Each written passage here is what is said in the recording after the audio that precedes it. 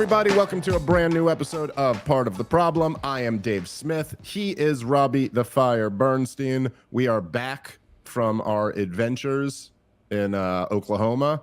And yeah, how you feeling, Rob? A lot of big news we got to get to. Well, firstly, I want to say I'm disappointed I didn't get to see one tumbleweed in Oklahoma. That's why I went to Oklahoma. Not one. I didn't even see areas that look like they'd have good tumbleweeds. I feel like the whole thing I've heard of tumbleweeding in Oklahoma is just fake news. You've been misrepresenting yourselves to the rest of us, Oklahoma. It's not, you get there, it's just regular old cities, towns, strip malls, comedy clubs. I will say we drove from Oklahoma City to Tulsa, and there is nothing on that drive, huh? Well, except for construction of them extending the highway, which it doesn't look like they need more highway. It was the most like desolate rural drive, and the whole way they're just widening the highway. No traffic whatsoever, but I guess it's some type of government crony plan there. All right. I got to let people know before the country's over from presidents being assassinated that this weekend Porch Tour is back in action. It is extended Porch Tour. 10 more dates added on the road to filming a debut comedy special out in Denver. So Byron, Michigan this Saturday, and then Salt Lake City on Sunday. And sadly, I can't do Detroit opening up for Dave's. This is your only chance to see me, Detroit people. Are you not? You're not going to be in Detroit? Okay. All right. I'm going to have to spend my day in synagogue repenting to the good Lord. Well, I guess we go our separate ways then. Rob got a little bit too big for. Well, listen, man, I will say before, obviously, we got to get to this big news of this second assassination attempt. But I do want to say, man, to just everybody out there, like, I'm fucking really excited. I'm really proud of you that you're filming your first special. Me and you have known each other since you like first started stand up, and like it's been cool, dude. It's been cool to watch you, like, you know. But for people who come out to our shows on the road, they know Rob is a goddamn hilarious comedian, and your stuff is so sharp. I'm really excited for you to put out a piece and for people to see it and stuff. I think it's going to be great. So yeah, that's awesome, dude. All right. Thank you, sir. Of course. Now we, and I mean it. I wouldn't say it if I didn't mean it. Even though I mean it, I still hesitate to say it. I'm like, I don't want to be, I try to hold you down as much as possible. I don't want you knowing you have options. Okay. Anyway. So look, there was a second assassination attempt, it seems, on Donald Trump. A lot of these details that are coming out right now are, let's just say, you never have all of the information at this time when something like that happens. And hey, look, in the Kennedy assassination, we still don't have all the information many, many, many decades later. I would say my first thought on this, as I tend to like to start with kind of the meta analysis, is just that it is so unbelievably insane that we all kind of we've talked about this a lot on the show, Rob, how you have this feeling even after the assassination attempt of Donald Trump, the first one, even after Joe Biden dropping out of the race, even after Kamala Harris being put in there, where everybody, I think even normies who don't pay attention to politics at all, you could just feel in your bones that there's going to be more big things before this election happens. That there's going to be things that are either unprecedented or just incredibly rare, incredibly wild. We all kind of know it's not over yet. We still know, we still got half of September and October to get through. You know, it's like there's still going to be more crazy shit, and it's just really weird. That's how you're supposed to feel when you're watching a movie. You know what I mean? You're supposed to feel when you're watching a crazy, like, thriller that, like, oh, they got to top this one now. They got to do something crazy. We got to end on some type of crazy. But we're just watching real life, yet we all feel that way. And we've all known this. And so in some weird way, I feel like we were almost like preemptively what's the word that I'm looking for? Like desensitized, like preemptively desensitized to how crazy it is that this actually just happened. And so in these situations, I feel like you got to almost force yourself to really go like, no, that actually just happened again. Look, we could get into the details of what we know so far about this. And I'm really not, I think for people who listen to this show, I'm really not a kook.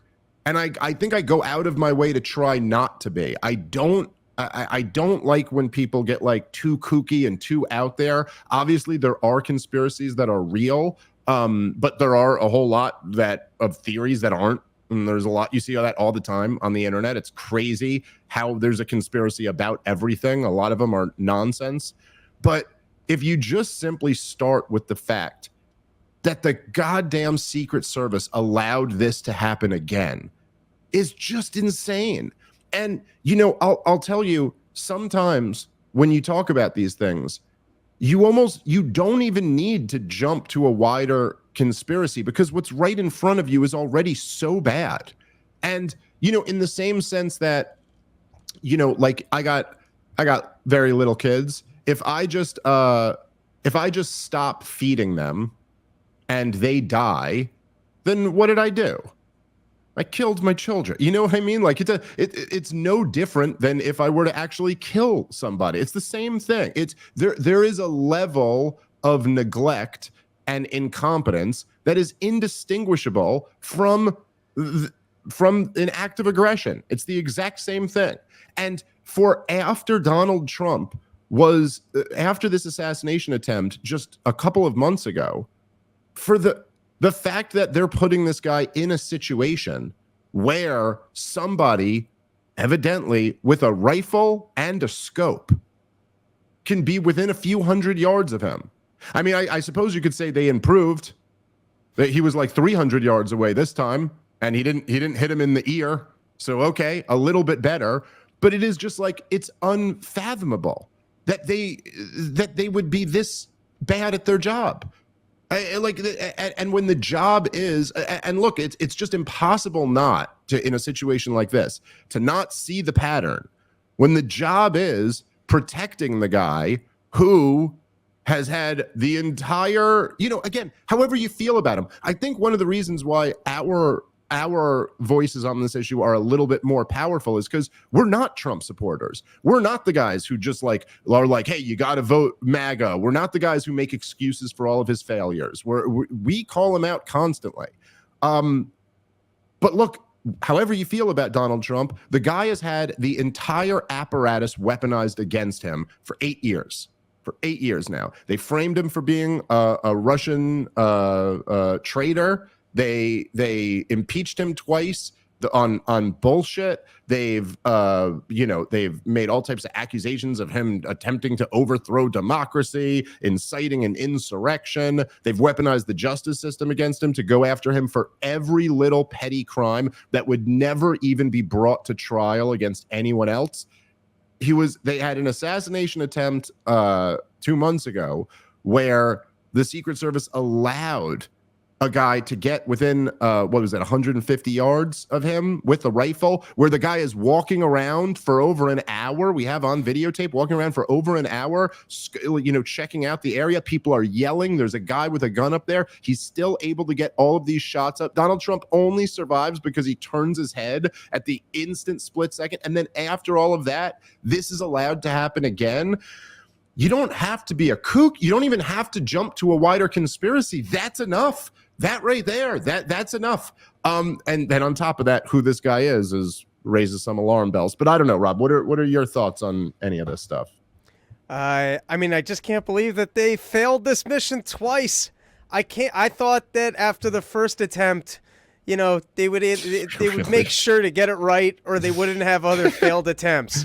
I can't believe that they haven't ramped up security. It's, it almost seems like it's a bit of a bitch out, where I think they're trying to make it that Donald Trump just can't live normally, campaign normally. It's almost like they won't give him enough security to just go, hey, you're safe now. And I'm not even talking about whether or not the deep state's involved in these attempts. I'm just talking about the actual Secret Service aspect of it, of giving the guy enough security. I believe that they told him he can't do more outdoor events, or at least that was an article at one point where they told him he was going to have to start doing indoor arenas for security purposes. I remember reading that, yeah. Yeah, I feel like I've seen him do outdoor events since then, though, so maybe they worked out the logistics on that. But, oh, no, he for sure has. I remember reading them saying they were going to cancel all of his outdoor rallies, but he's done them since then, yeah. But it's just with all the money we spend on the deep state, or not even the deep state, just the military and everything else. Just have enough security. It's 2 months till the election. For all your talk of democracy and belief in democracy and the democratic system, well, part of it is that when you're running for president, you get to just be safe. And you shouldn't be every single crazy guy or operative of the deep state can just show up outside your fence and start posting up. It is so funny, dude. I mean, like all the talk about democracy, because democracy is, you know, it's an illusion. It's not real. It's never real. There's no such thing really as democracy. There's never been one. The idea that, like, you know, however you think of democracy, the idea that the people really run the government does not exist. And everybody knows that in a sense. And nobody really believes in democracy. Like nobody. There's nobody who actually... It becomes this word that's just like a stand-in for all things good. You know, like that's all it means. There's nobody who...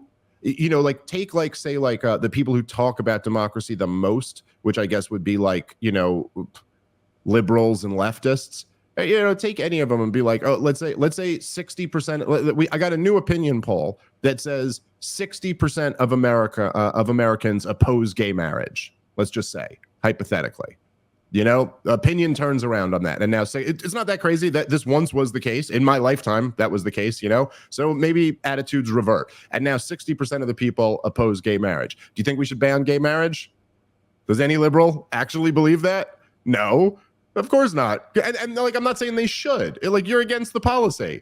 What if 60% of people believed in slavery? Should we just institute slavery again? Like, no. Nobody really thinks that the majority ought to just rule with no restrictions. No one believes that. But then there's all these other kind of like, there's all these, you know, like secondary issues where like, if you were to, so you love democracy, but you're fine with Donald Trump getting kicked off of Twitter. Well, what is that? You get to vote, but less people can hear from the other option. And then, of course, as you pointed out, you know, if you can't stop assassination attempts, you really don't have much of a democracy there either. You know, like you could vote for who you want to, but that guy might be killed.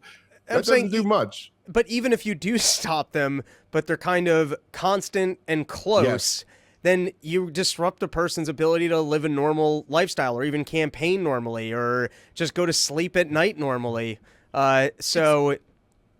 It's remarkable, and I don't know. Okay, I'm literally just thinking about this because I don't actually know what the answer is. But one of the guys said something. There was a comment. They had like a press conference with the local police or something like that, and one of them said that you know, essentially the issue is that he's not the president, so the level of security that he gets isn't like the level of security he would have gotten 5 years ago when he was president. It's 2 months. Seems pretty obvious. Like it's a pretty gigantic flaw in the system that could even be said, because whatever it is in this scenario, when it's Donald Trump and there was just an assassination attempt, you'd think the security should be whatever the maximum is that you're capable of doing. I think that's a reasonable expectation. By the way, I think this is how a lot of us felt about Bobby Kennedy. Like it was like, oh, well, we don't typically give Secret Service protection to a third-party candidate. It's like, yeah, but he's not a typical candidate. He's a Kennedy, and there's a history of their family being assassinated. So, like, give him higher security. Okay. It's so funny how easy this is to solve. You ready? I don't work in the government. You don't work in the government? I'll solve this right now. You ready? How big is our military?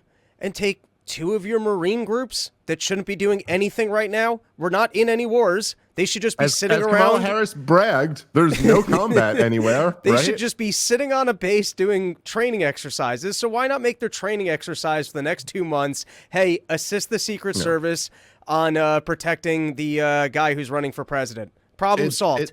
I know there's SEAL Team 6, so is there a SEAL Team 1, 2, 3, 4, and 5? Well, listen, dude, to just think that we have by far the most powerful military in the history of the world, and we can't protect our borders or our presidential candidates is pretty wild. But the idea here of saying, okay, so Donald Trump is, so if what you're telling me is that essentially it's always this insecure when he's not the president. Like the guy running for president, it's always this easy to touch them or to get that close to them. If that's the case, in a sense, it is remarkable that this doesn't happen more. And you think about it's a country of 320 plus million people, and at least tens of millions of people like passionately hate Donald Trump's guts in a way that is, even as somebody who is kind of known for hating politicians, even I find to be somewhat irrational. Like it's irrational how much people hate Donald Trump relative to other politicians, relative to like, I don't know, like I understand being a liberal. I understand being a leftist. I'm a Jew from New York City who was raised by a single mom. Like that's my world. Whatever my politics are, like those people are my people. They're where I come from. I understand what it is to be one of those people. And I have no I don't hate them. I understand why you'd hate Donald Trump. I understand why you're a liberal, but it is just totally irrational for you to hate Donald Trump so much more than you hate George W. Bush, for example. There's just nothing that Donald Trump's done that's as bad as what George W. Bush did. Like, I'll put it up. He lied us into a war where 1 million people died. That's worse. Objectively. Maybe you don't like Trump's comments about Mexicans or his tweets or that fact that he cheats on his wife with porn stars. There's things. And there's actually other foreign policy things that Donald Trump's done that are really terrible, but none of them hate him for that. That's not what drives the hatred of Donald Trump. So you have this irrational, intense hatred of a guy felt by tens of millions of people at least. And it's this easy to get that close to him. It really is just hard. It's hard to believe that. Now, I remember right after 9/11 thinking about like just how easy terrorism is. And like that was, like back in the days when like Dick Cheney would be like, it's not a matter of if, it's a matter of when. And I remember I would always think about how we had it was the Q train and the D train, I believe at the time. They run on the Manhattan Bridge. And there's zero security. There's, they have kind of things where after 9/11, they were like, if you bring a big bag onto the train, it's subject to random screening, but there's never anyone there doing it. I haven't ridden the subway in a few years now, but I used to ride it all the time. There was never anyone. You could have come on with 3 packed duffel bags onto that train and gotten right onto the bridge, no problem. People and I remember being like, because I think you're crazy. They're like, sir, yeah, please, let's clear out of your way. And I remember thinking like, yo, it's so easy to hit us. Like it is a guarantee, but that never happened. I'm not trying to put that out there. Don't do that. If I just put that idea into your head, but it is, I don't know. That's one of the things I've been thinking of here. Like, it is just pretty wild, like that you're telling me. And especially like when this isn't like the situation post 9/11, it's not like, hey, you have to cover every potential target here, which is kind of impossible to do in a city like New York City. This is one guy. One guy's the target. And who knows what is really going on. But it's just, look, it's one of these situations where you'd actually be more of a kook to not consider the fact that this also might be one level up from just gross incompetence. I mean, I'm sorry that looking back at that first one, it makes absolutely no sense that there would be this level of incompetence, that this would be allowed to happen during a Trump rally. And I am sorry, but the fact that there has been almost no information found about that first shooter is wild. You're telling me that first guy was a young person who was so radicalized that he was ready to go attempt to assassinate a president, and yet he had no social media footprint? I'm sorry. No, that doesn't exist. No, that's not true. Sorry. No, there's no such thing. There's no such thing as a radical young person who doesn't go on social media. That just doesn't exist today. I'm sorry. That makes absolutely no sense. Like, and there's just things like that you're like, I'm sorry, that doesn't check out. His cell phone being traced to DC, sorry, that's really shady. What was that radical young person who stays off social media doing in Washington DC? Like, I'm sorry, like these are questions that if we were not living in such a corrupt system, it would be the obvious, like, all of our resources are going to finding out the answers to that. How could that possibly be the case? And meanwhile, what's actually happening is like no resources are going toward it. It's completely moved out, like the media you think would be, if we lived in a sane world, demanding answers to this question every single day. And in fact, they've all moved on. And now you have this guy who, just happened to be part of the volunteer Ukraine defense project, who apparently spent a lot of time in Ukraine, was there at the very beginning of the war. Well, that's a coinky dink, like what? What are we now? Okay, I guess on its own, you don't have to jump to the craziest conclusion there. Look, anybody who's going to go attempt to kill a former and potentially future president is going to be a nut. There's no question about that. So nuts are going to do nutty things. But it does seem a little bit that does add one more major layer of eyebrow raising, that you're telling me this guy's motives and actions also happen to align perfectly with the war party. You can't ignore that. You can't not see that. And look, Tucker Carlson called this out well over a year ago, that you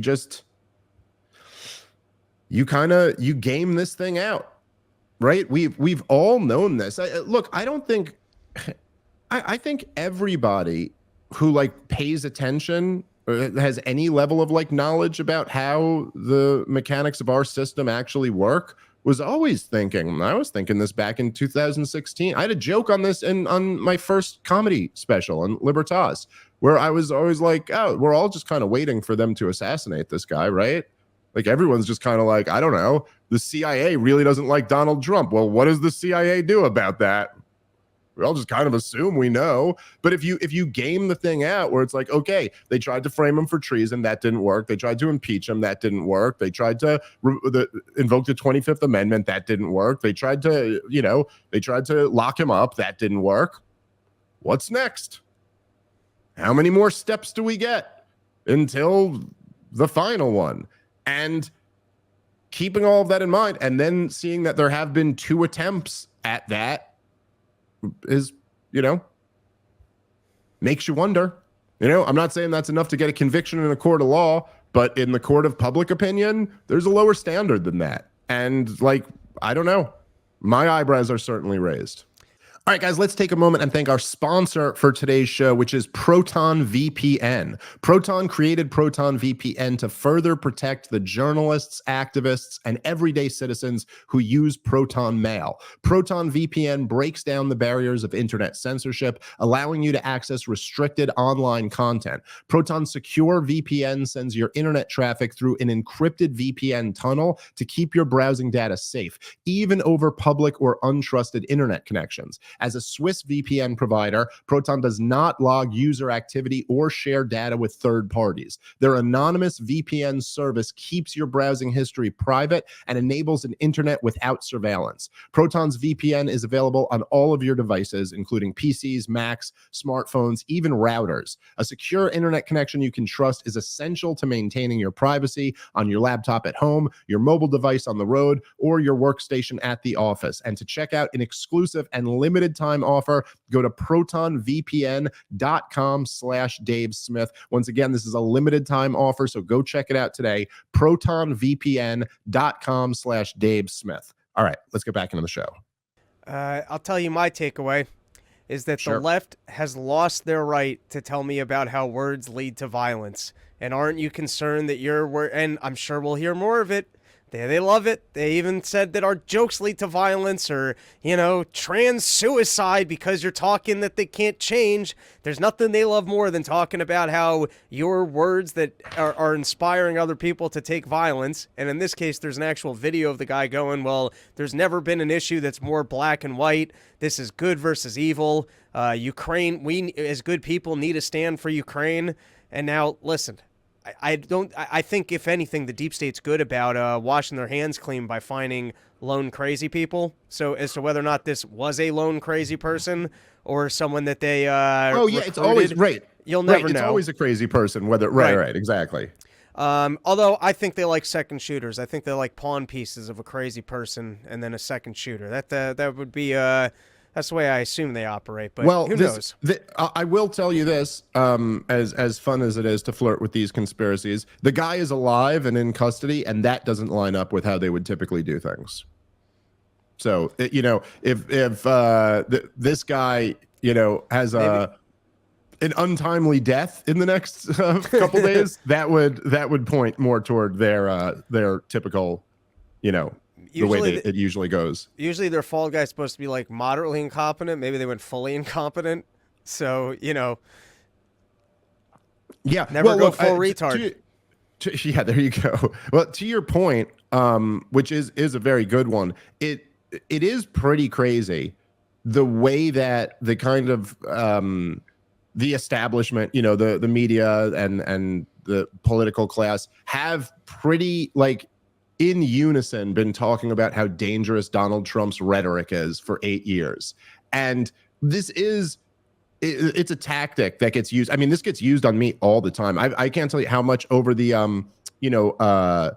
last couple weeks when there was a lot of, the whole controversy with Daryl Cooper, and between me doing the World War II episode and then having him on the show, I got a whole lot of this. And it's such a bullshit critique where people will be like, well, they'll say you're running cover for the Jew haters, right? So you're essentially now, if there is somebody who's like a Holocaust denier, even though I'm not and Daryl isn't, shifting the blame onto Churchill helps their cause or something like that. And you're like, wait, hold on. Is what I'm saying true or not? That should be the only standard. The standard isn't then what someone else wants to do with that information. You know what I mean? So if Donald Trump says that they're ruining this country or Hillary Clinton should be locked in jail, you can't say he's not allowed to say that, because then someone might take that and do something with it. But then likewise, it's like they don't even apply it to themselves, where you're like, I don't know, you guys are the ones who have been hyping everyone up on what a threat Donald Trump is to everything. And so, yeah, look at that. You don't get to play this card anymore. You don't get to play the card of saying oh, well, which they do all the time. If you remember, this is how they took out Bernie Sanders too, or attempted to, with the Bernie Bros thing, was that Hillary Clinton was saying, oh, Bernie Sanders supporters online are sexist. They're sexist because, whatever, someone online called Hillary Clinton or something like that. So now Bernie Sanders isn't allowed to challenge her on healthcare. What? It doesn't make any sense. And of course, also, they never actually there's never any scientific way where people look through it and go, well, how many Hillary Clinton supporters have said nasty things to Bernie Sanders or something like that? You know what I mean? And I get this all the time, where if there's people will call on me to denounce people who follow me on social media who say some bigoted thing.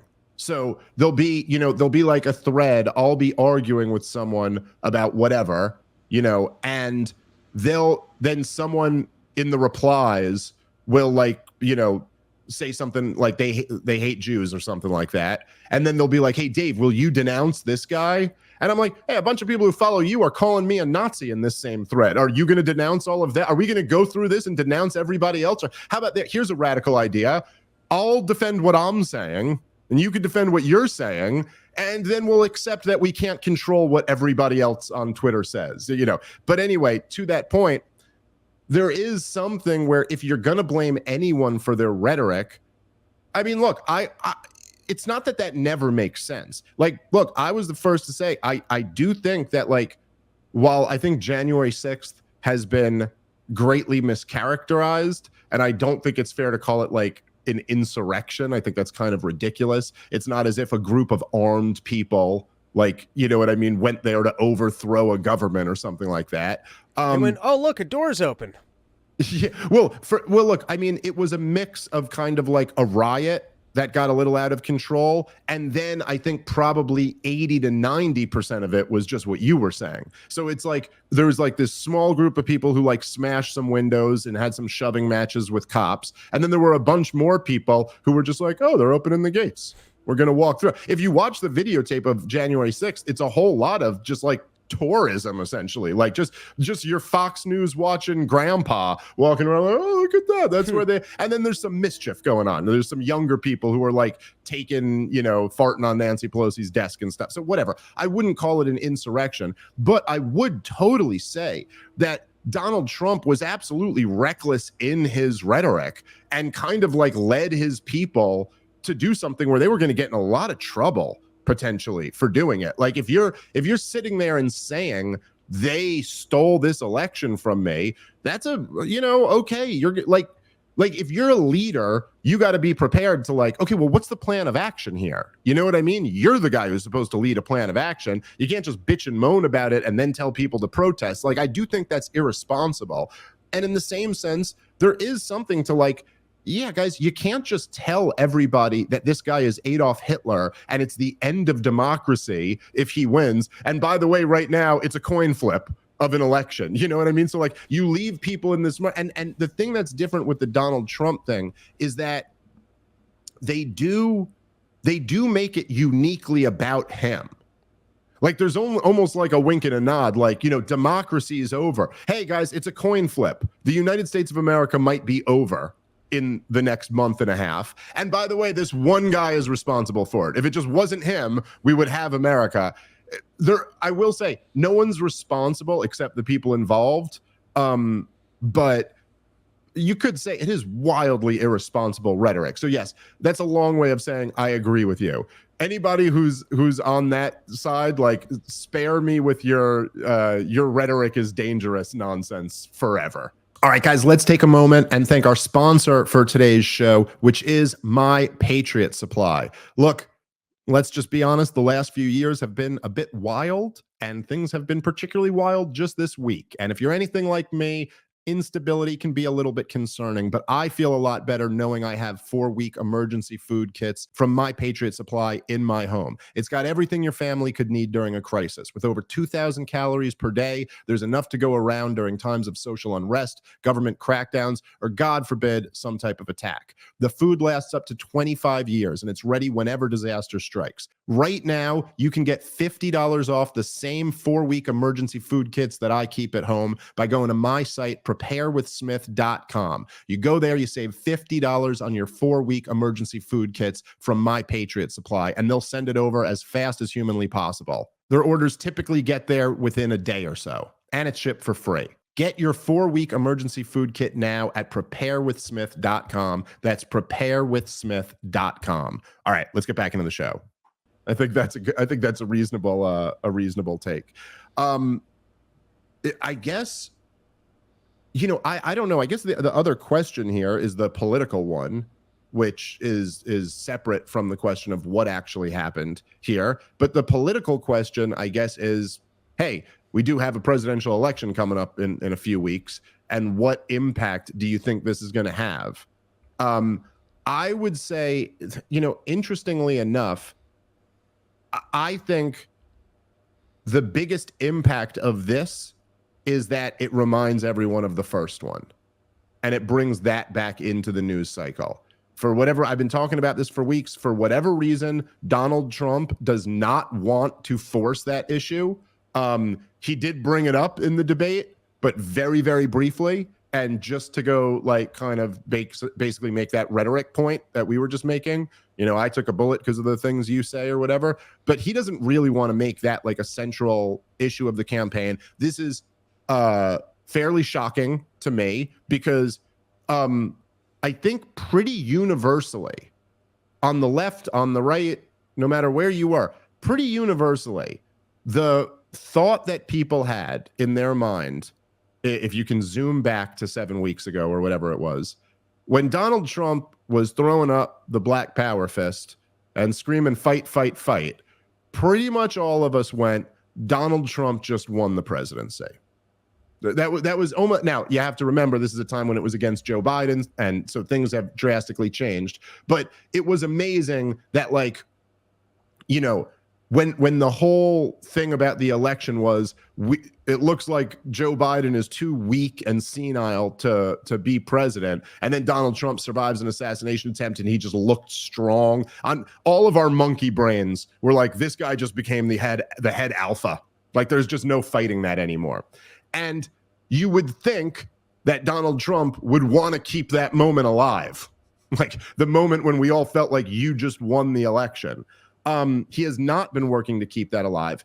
This is not nearly as dramatic as that because you don't have video of Donald Trump with blood on his face throwing up a fist and the Secret Service around him. And you don't have, it's not like, you know, this is just a report of what happened.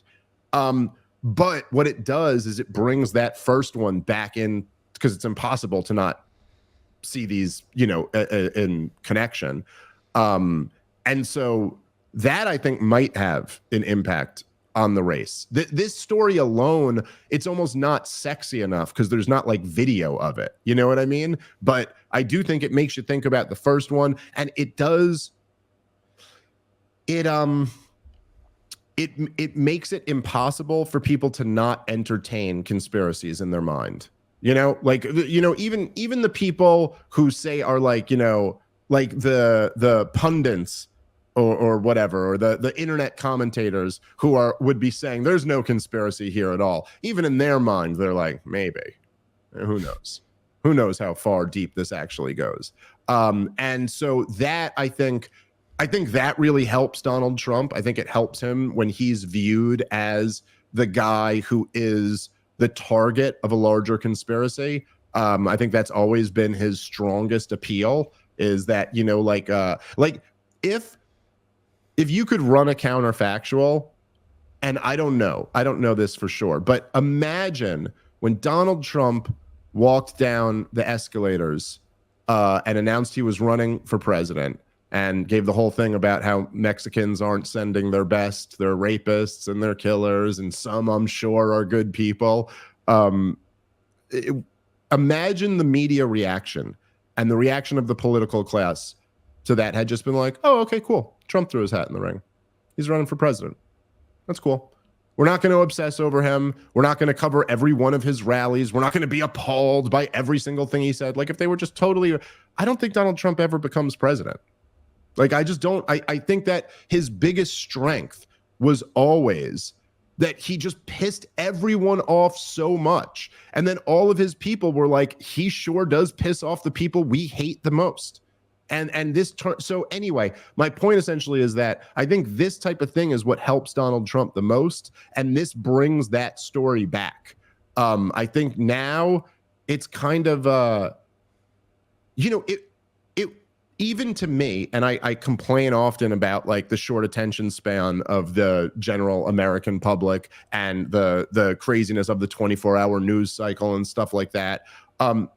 It was kind of amazing that they were ever able to get away from that first assassination attempt being the story of the campaign.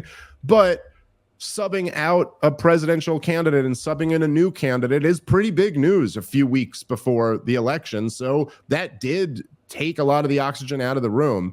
But I think now this kind of, I think this kind of forces it back.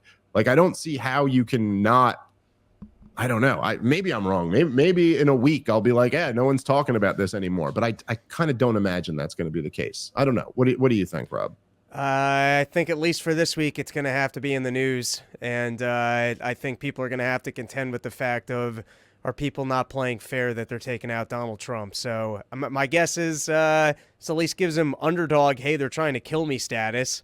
And yes, I do think that you're right that for this week, we are going to be forced to discuss what is going on in this country that for the first time in both of our lifetimes, we're actually watching. Well, I guess you were you alive for what's his name? For Reagan? I don't know how old you are. I know you're old. But... No, I was. All right, dude, relax. I think we're pretty similar in age, but whatever. That's not cool. No, I was born in 83. I think Reagan was shot in 80 or 81. So it was before I was born. This certainly isn't normal. I think 81. No other president has, survived 2 assassination attempts. I don't think that they're going to be able to get around discussing what the hell is going on. Okay, so look, I think that's right, and here's what look. It's not like with JFK or something like that, right? There's probably, with the exception of World War II, I think, in terms of historical events, there's probably been more books written about JFK than anything else. There's just an enormous amount of people who have done deep dives into JFK, and like serious deep dives. And so there's a lot of information we know. Like, we know that Lee Harvey Oswald visited the Soviet Union. You know what I mean? Like, we know where he was. We know stuff about him, about the guy who killed him, about like all these different players involved. We don't have anything like that on what happened yesterday. That's just, you know what I mean? We don't have not a single book has been written about it. It just happened, right? So I'm not like even saying that we have like a real theory here put together. But okay, so take something like 9/11. I mentioned this briefly on the show with Daryl, but it's like, so on the anniversary of 9/11, there's always a ton of people. Did this not go off? There's always a ton of people like on social media who are jumping into the conspiracy theories and stuff. And generally speaking, I think most of the 9/11 conspiracies, there's not really as much there as people think there is. I think that like Loose Change was a fun movie. Let's say that, okay? It was a fun movie. We all enjoyed watching it in our 20s. Nobody mentions Building 8. That's a good point. I think is there a Building 8? That's right. You see, you've never even heard of it. I don't even know. And no one's willing to even ask that question. But okay, so essentially, here is the real 9/11 conspiracy. And I think this is the only one that's a really good one. Like, there are some things that are like, don't add up. Like, but they don't necessarily, like, okay, like that passport surviving makes absolutely no sense. But also, maybe that was planted. That doesn't mean that there was a larger conspiracy necessarily. Like, there's not, but here's the real conspiracy. It's not missiles hitting the Pentagon, and it's not even Building 7. It's the real conspiracy is that from the redacted 28 pages, we know that there was pretty high level Saudi involvement. Okay, so here's the real rub of it, is that the obvious question is, well, how far up exactly did that go? And we are going to get to the bottom of that. Like, who exactly knew what? And if Saudi Arabia, if it does go up like as high as we know it went, and if it goes any higher than that, then that opens the door of real questions of like, wait, would Saudi actually do this on their own? That doesn't really make sense. Saudi Arabia is totally dependent on the United States of America, and they know that our intelligence agencies are going to figure this out. In fact, our intelligence agencies did figure this out many, many years before they let the American people know about this, right? So Saudi Arabia probably wouldn't take that risk unless they had a green light. From who? No, who are they going to get a green light from? And you got basically two, Tel Aviv and DC are your two targets in there. You know what I mean? Like, who the fuck gave you permission to do this? And so, okay, so now we don't know what the answer is to that, right? But and it's a similar thing with the Trump stuff, right? There is an answer that is revealed in the fact that no one's even trying to get that answer. Like, that itself tells you something. Wait a minute. How has that not been the number one priority of this entire apparatus that we call the federal government? To get that information. What the hell? How far up does this go in the Saudi regime? And who the hell did they get permission from? there seems to be no effort to even figure that out. And of this entire, like this entire apparatus that we call the media, you would think if there were all these journalists, well, they would be, what's your role? Your role, if nothing else, is to demand that we get to the bottom of that, right? I mean, I'm sorry, is that not the biggest story ever? So you're telling me that's not a big enough story that you wouldn't want to throw some journalists on that one? And like the fact that there is no like political will to make sure we get to the bottom of this, and it's essentially just left to like some people online. Some people on the internet will try to figure it out. That in itself tells you something. It tells you something very powerful, which is that like this machine does not work to attempt to get to the bottom of this. And again, that's true. That's true with 9/11. It's true with the Kennedy assassination. It's true with these Trump assassination attempts. Like the fact that it's true with Jeffrey Epstein, man. The fact that everyone isn't dropping everything they're doing to try to figure out what's going on. I mean, think about that, right? Like how much, like this doesn't, what I'm saying, this doesn't give you the answers to what happened, but it does totally give you the answers to how corrupt this whole establishment is. It's like you think about the Jeffrey Epstein story, right? We know that there was a serial pedophile, right? There was a serial child rapist who led a child rape ring, which involved the most, like powerful people in our society, in the political world, in the cultural landscape, they were all implicated this. We know that it was a blackmail operation, okay, where they were getting powerful people to rape children and then blackmail them with that information. And by the way, we also know that when our government caught them, word came down from the top that he was intelligence. Okay, like, holy shit, if we had journalism, if we had a real media, then they would be like, yo, we're going to drop everything until we get to the bottom of this. And not only are they not dropping everything, there is, no exaggeration here, zero interest in getting to the bottom of it.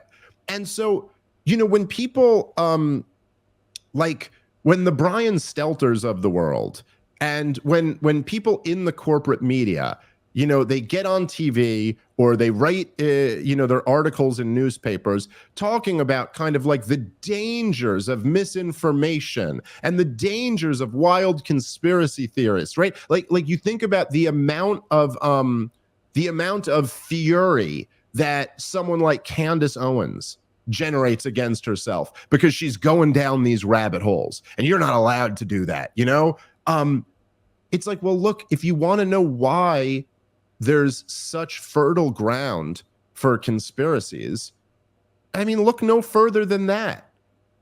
That's in a sense, the biggest conspiracy of all is that you guys have no interest in getting to the bottom of these conspiracies. You have no interest in figuring out the biggest goddamn stories. And one of the things that also like lets you know, it becomes kind of like what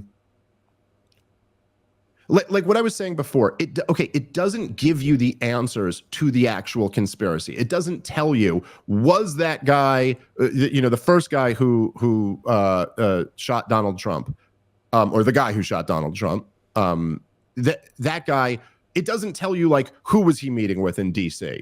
Okay, he was meeting with a guy at FBI counterterrorism or something like that. Like, it doesn't tell you that, you know what I mean? It doesn't tell you like the details of what actually went down, but it gives you a window into something much bigger than that, right? So like, number one, what it gives you a window into the fact that you're like, oh, we don't actually have a journalism class, right? That's not what they do. They're not in the business of news. They're in the business of propaganda. It tells you that the whole government apparatus, the whole intelligence apparatus, isn't actually an intelligence apparatus. They're not actually trying to get down to figure out, get to the bottom of what really happened here. If anything, they're a cover shit up apparatus. They're like a group of paramilitary spies who are in the business of propaganda.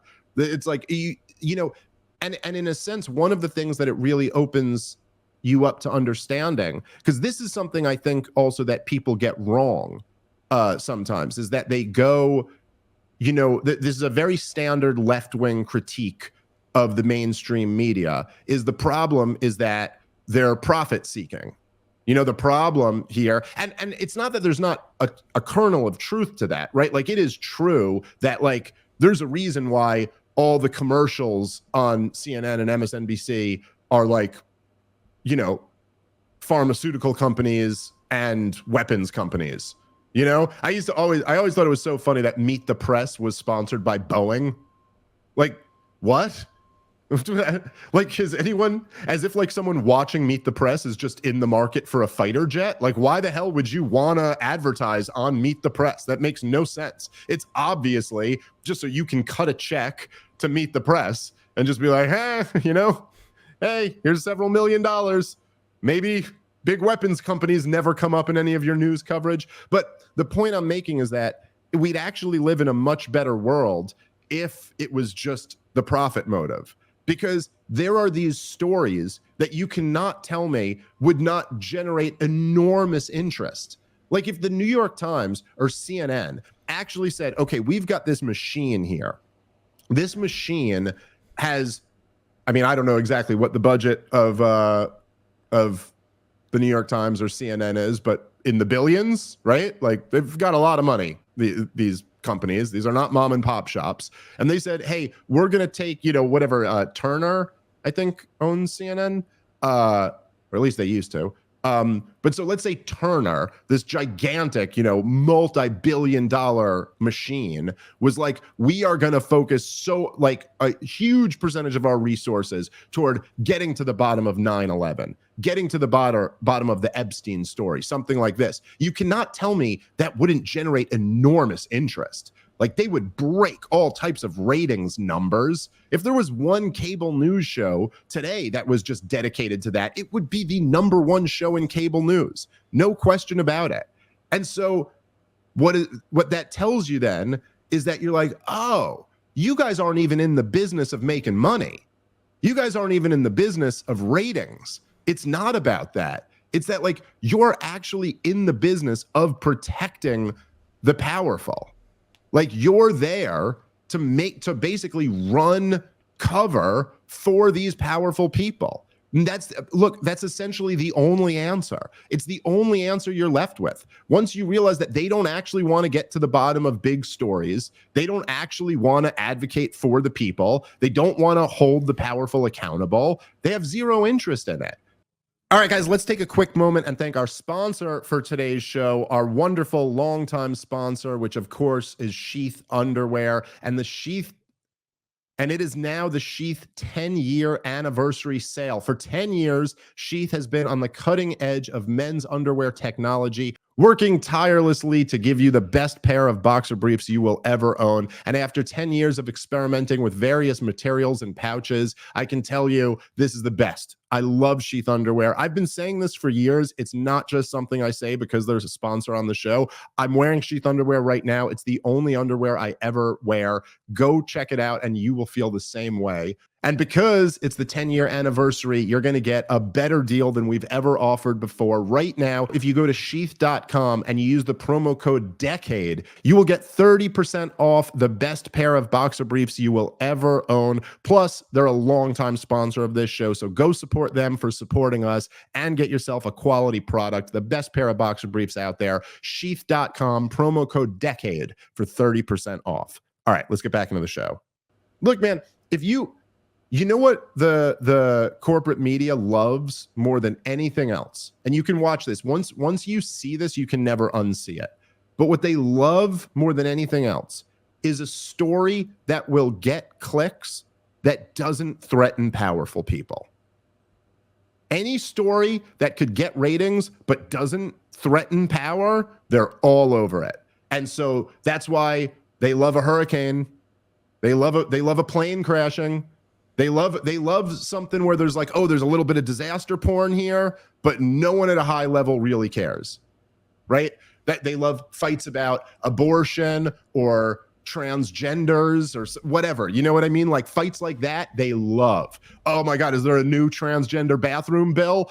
That'll be wall-to-wall coverage on CNN because it divides people. It pits them against each other. It gets everyone emotional, so they want to watch. And no one in power is threatened by that at all. Nobody at the CIA is really worried about a fight about abortion. You know, I'm not saying abortion isn't an important issue. It's a very important issue. You have your opinions on it. I'm just saying that it's like, that's what the media is there for. But they're not going to be there. You know, you will never see a story on the news about the secrecy of government. Just never comes up. It never, there's not like, with very few exceptions, like Tucker Carlson was an exception. And of course he ultimately got fired. You know, there were some people, the late Phil Donahue, who was a little bit of a goofball, but he was a real one. He worked for MSNBC and he used to do like real shows and they fired him because that's what happens when you do news. They were like, no, that's not what we're here to do. But so that I'm just saying, like, I think that there's been like in America, a great awakening over the last decade. And there's a lot that contributed to that. Part of it was that our own government class has just become more decadent and unimpressive and less able to keep things, keep the appearance of, you know, the illusion going. Part of it is that technology has exploded and we just have, you know, like access to alternative viewpoints and things like that, which I guess this show is a small part of.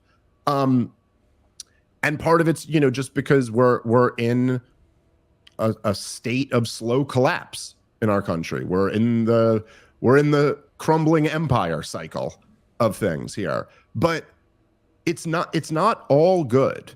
I mean, it's kind of dangerous because things spin out of control and people have wild theories and, you know, sometimes that can be risky.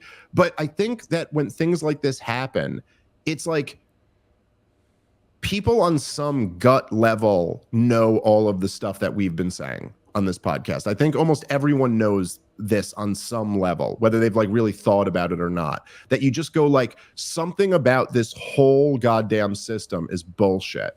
And you know, like put it like this, okay? Let's say hypothetically, we could declassify everything. Let's just say we could snap our fingers and we knew it all. We knew everything that the CIA had ever done and the FBI and the NSA has ever done. We knew the truth of everything that happened with Kennedy. And I'm not even just saying like you could declassify the records. I'm saying, you know, the conversations, you know, the shit that was never written down. You know what I mean? Like, you know what really happened with Nixon. What's the story with Nixon exactly? It was like, the most popular president in history, the guy who won the biggest election ever, won 49 states. A couple years later is removed from office. And the guy, it was over a scandal at Watergate where almost all of the people involved were working for the CIA. And the guy who broke the story, Bob Woodward, was some young journalist who wasn't even a journalist. He was naval intelligence. You know, like, I don't know what the real story there is, but it sure ain't what they told us, you know? And so like, what if you could know the real details of that story and 9/11 and the Trump assassination attempts and like all of it, you just got the real, and Jeffrey Epstein, all of it. You had all the information in your head. What do you think that would look like? You think you'd come away from it and go, Rob, please. No, I mean, some, yes, sure, but not all. But I'm just saying, if you did know all of that information, does anyone believe that what you knew would be remotely similar to the official story? Does anyone believe that? Is there one human being in the United States of America who actually thinks if everything was declassified and every private conversation was known and you knew the truth about JFK and 9/11 and all of these things and Jeffrey Epstein and all of them, that you would go, it's just like they told us in the official story? That's what it is. No, of course not, right? So the question isn't like, are you a conspiracy theorist or are you not a conspiracy theorist? The question is like, are you a conspiracy theorist or are you fucking brain dead? Like, which one is it? Like, do you have any idea? Like, the only type of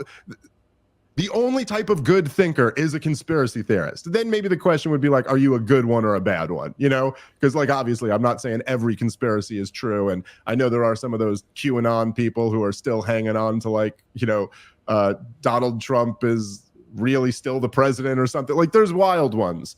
But no, I'd say this, no responsible person who pays attention to this shit can not be a conspiracy theorist to some degree. All right, I guess we could wrap on that. Guys, come on out. Listen, I'm going into a crazy time of year here where I'll be out in Austin, but then we'll be in. We won't be in Detroit.